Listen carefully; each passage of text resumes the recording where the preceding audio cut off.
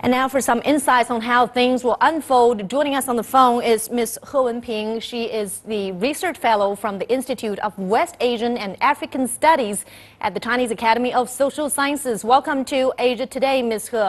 Now, the blame game, as we mentioned, continues between Turkey and Russia, with both of them backing different sides of the Syrian war. To what extent are their involvement complicating the situation there? Of course, this situation has complicated the whole picture of Syria crisis and Syria civil war to a great extent. We have seen that this Syria peace negotiation now has been suspended for a week long, and both sides, they now trying to settle this problem, seems from the battlefield. So this is not a good signal at all. So with this heavy bombing on the Aleppo and then caused the big wave of this refugee issue, we have seen somehow clearly that Syria government, backed by the Russian, the airstrike, and also backed by the Iranian, the ground troops, it seems now it has gained a lot of upper hand in the battlefield. So eventually, I think they want to use this victory on the battlefield, and then when they come back to the negotiation table, they can get more bargaining chips at their hand. So actually, I don't see this kind of approach can make this renewed negotiation process into a more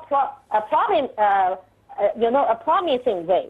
And meanwhile, Ms. He, the United Nations Security Council will hold another emergency meeting on Syria later today. What can we expect out of their talks, and why did previous UN meetings fail to bring a solution?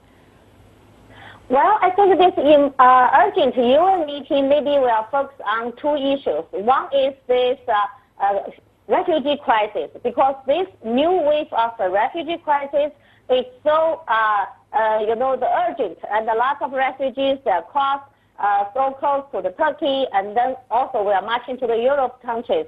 So this is one thing international society, especially this is called ISSG, that is International Syria Support Group, will deal with. Another thing is this ceasefire, because in order to review this negotiation table of the Syria crisis, the ceasefire should be resolved, because you cannot sitting around the same table at the same time and then bombing on the ground, and the two, war fighters are fighting seriously with each other.